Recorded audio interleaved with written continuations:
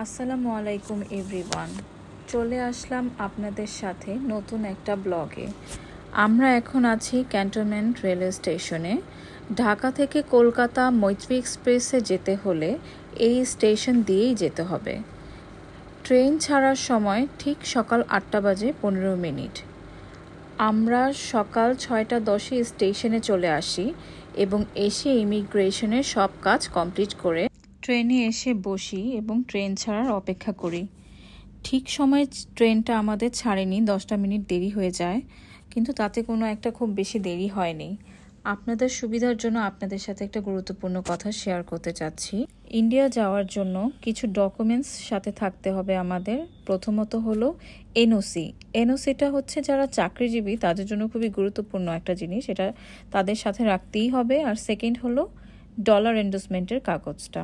এটা আমাদের সবাইকেই রাখতে হবে, বিকজ এটা আমাদের শুধু এখানেই দেখবে না, এটা আমাদের যখন আমরা চিতপুর স্টেশনে পৌঁছাবো এটা ওখানেও আমাদেরকে চেক করা হবে। ট্রেনে সকালের নাস্তা ও দুপুরের খাবারেরও পর্যাপ্ত ব্যবস্থা আছে। আপনারা যদি নাস্তা বা দুপুরের খাবার খেতে চান আপনাদেরকে অবশ্যই আগে অর্ডার দিয়ে দিতে হবে। তারা এসে আপনাদের কাছ থেকে জিজ্ঞেস করে অর্ডার নিবে।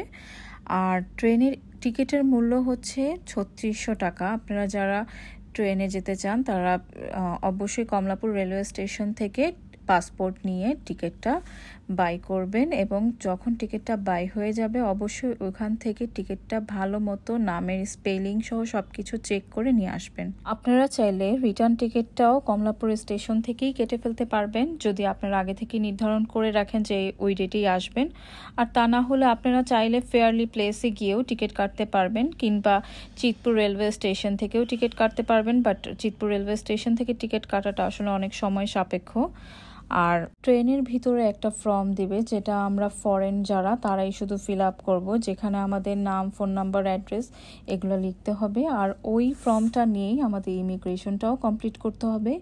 ইমিগ্রেশন কমপ্লিট হয়ে গেলে এখন হচ্ছে ট্যাক্সি নিব আমরা, যেখানে থাকবো। যারা নিউ মার্কেট থাকবেন বা যারা মার্কো স্ট্রিটে যাবেন, যেখানেই যাবেন না কেন, ট্যাক্সির ভাড়া থাকবে হচ্ছে 350 থেকে 400 রুপি। অবশ্যই যারা নিউ মার্কেট অথবা মার্কো স্ট্রিটে যাবেন, এটা শুধু ওখানকারই একটা ভাড়া, আমি আপনাদেরকে একটা আন্দাজ দিয়ে দিলাম। ওরা কিন্তু আমাদেরকে অনেক ভাড়া বলবে, যেটা আমাদেরকে অবশ্যই বার্গেন করতে হবে। বার্গেন করে তারপরে আমাদেরকে ট্যাক্সি বুক করতে হবে। আর তাছাড়া আমার এই ভিডিওটা কিন্তু অনেক আগে শ্যুট করা। আর আমরা যখন কলকাতায় যাচ্ছিলাম ওই সময় দিওয়ালি ছিল। দেখেন পার্ক স্ট্রিটটা পুরা কি সুন্দর করে লাইটিং করে সাজানো, পুরাটা পার্ক স্ট্রিট এভাবে সাজানো। হোটেল আপনারা মার্কো স্ট্রিট অথবা নিউ মার্কেটে অ্যাভেলেবেল হোটেল পেয়ে যাবেন।